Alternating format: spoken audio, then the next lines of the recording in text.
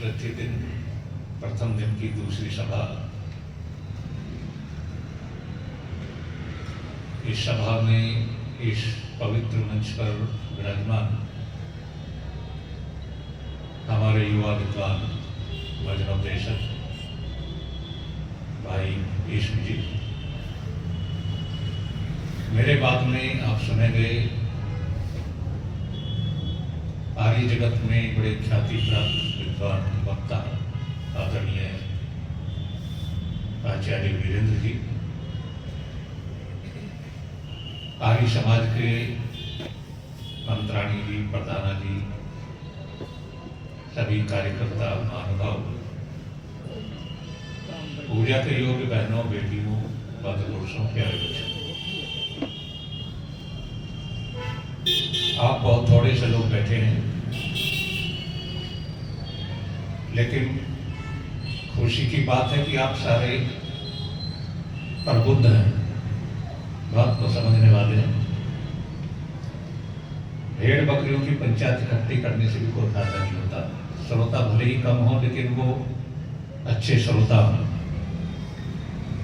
एक बात को सुनने वाले दुनिया में बहुत होते हैं, लेकिन उसे अंदर उतारने वाले, आचरण करने वाले तो बहुत कम होते हैं। देखिए, हमारे नीतिकारों ने एक बात कही है, वो कहते अपूज्या यत्र पूज्यन्ते, पूज्या नाम च अवमानना, त्रीणि तत्र वर्तन्ते दुर्भिक्षम मरणम भयम। नीतिकार कहते हैं कि जिस परिवार में, जिस समाज में, जिस देश में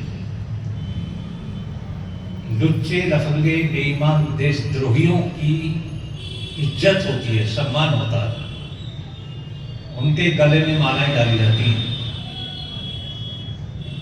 और देशभक्त वीर सपूत सर्वस्व त्यागी न्योछावर करने वाले लोगों का अपमान होता है। दो बात हो गई ना। जो देशद्रोही हैं, लुटेरे हैं, अय्यास हैं, शराबी, कबाबी, उनका तो सम्मान हो, और देश धर्म पर मिटने वालों का अपमान हो या कोई नाम भी ना ले उनका, तो चाहे उल्टा काम होता। तो ऐसे देश में, ऐसे समाज में हमेशा तीन चीज वर्तमान रहती है। वो तीन चीज क्या है?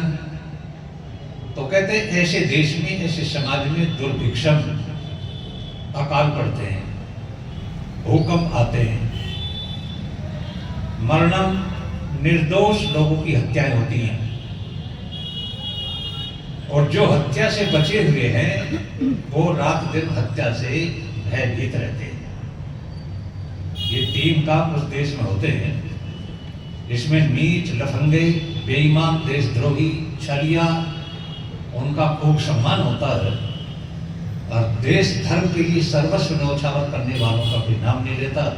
तो ऐसे समाज में अकाल पड़ते हैं, लोग भूखे मरते हैं, और निर्दोष लोगों की हत्याएं होती हैं, और जो हत्या से बचे रहते हैं वो रात दिन मरने से भयभीत रहते हैं। अब बताइए इस देश में कौन सी चीज नहीं? आप केवल ये कह सकते हैं स्वामी जी दुर्भिक्ष तब नहीं है, सबका पेट भर जाता है। ऐसा नहीं सोचना आपको।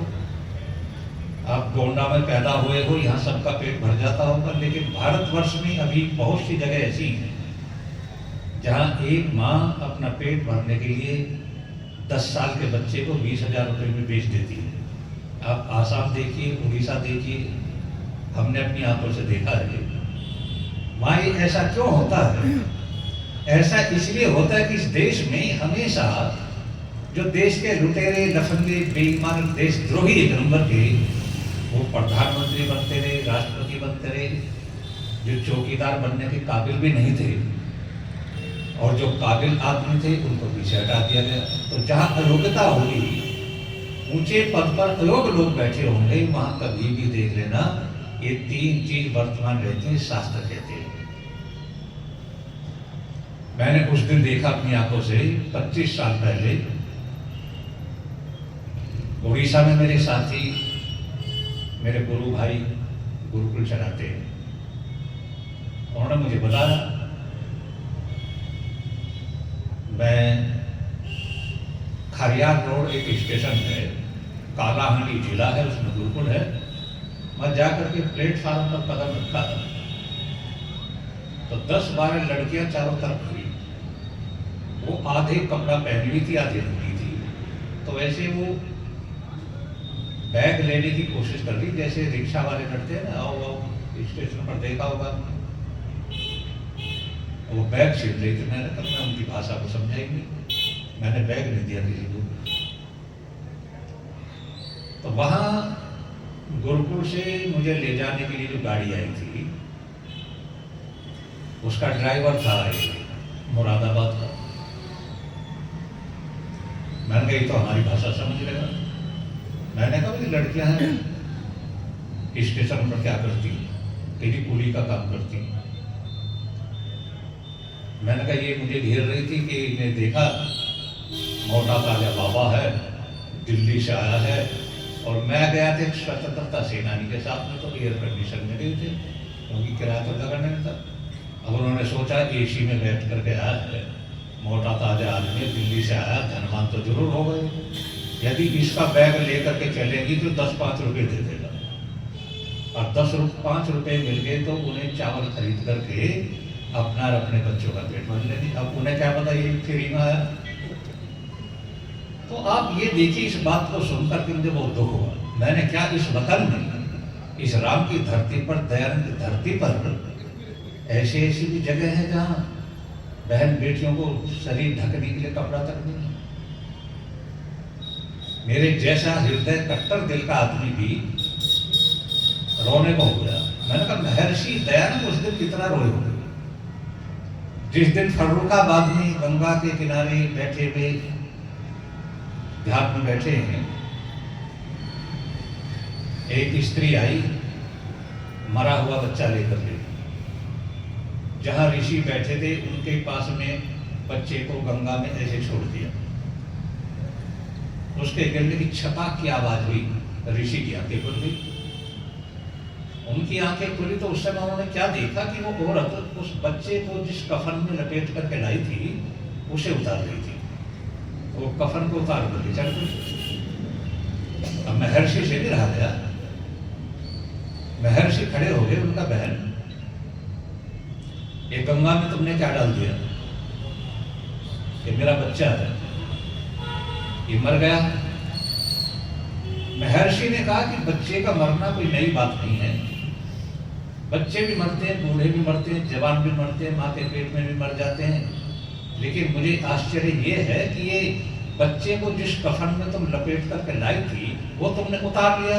तो देवी ये बताओ, क्या ये 2 गज कपड़ा क्या तुम्हें अपने बच्चे से भी प्यारा है? तो स्त्री रोई बहुत जोर से।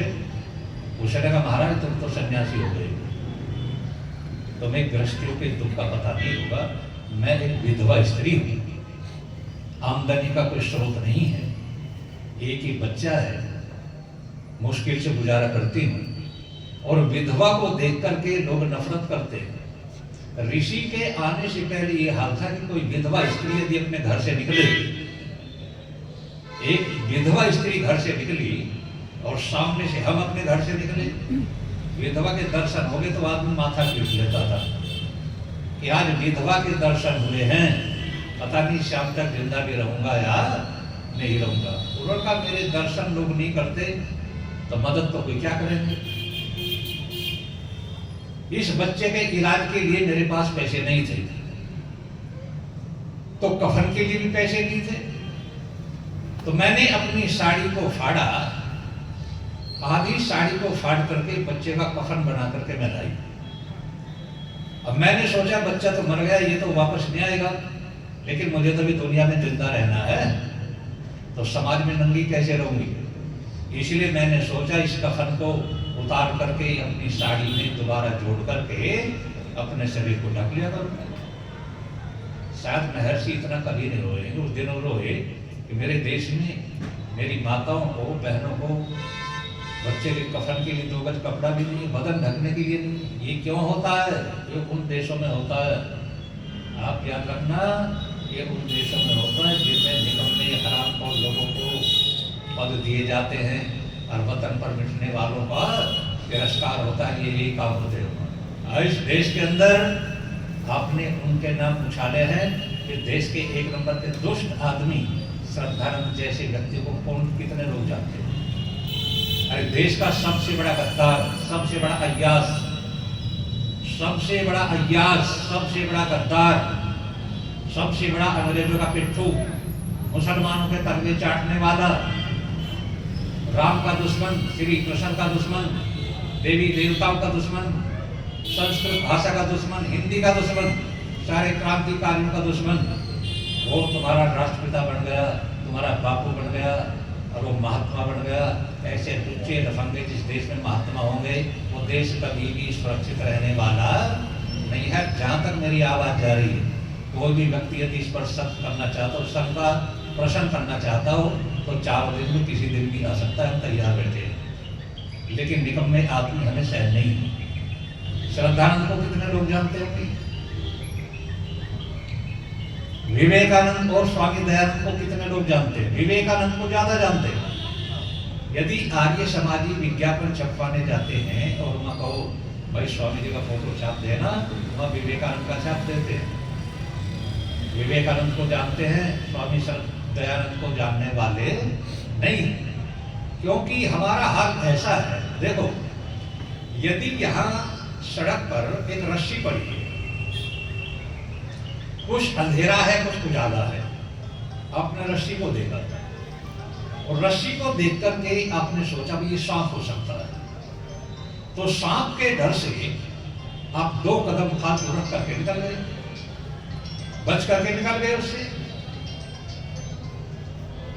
उससे फाल बच करके निकल गए। नुकसान कितना हुआ?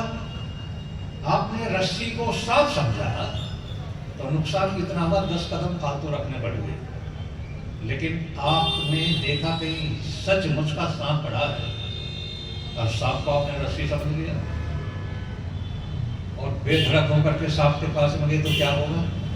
उसका रिजल्ट होगा जीवन लीला समाप्त, पास जाते हो डंक मारेगा, मामला खत्म। हमेशा आपने दयानंद को सांप समझा और लुच्चे रकमों को आपने रस्सी समझा। आपने प्यार गद्दारों को आपने प्रश्रय दिया है, उनका सम्मान किया है और वतन पर कुर्बान होने वालों को आपने जहर दिया है। उसने 17 बार जहर दिया उस व्यक्ति ने।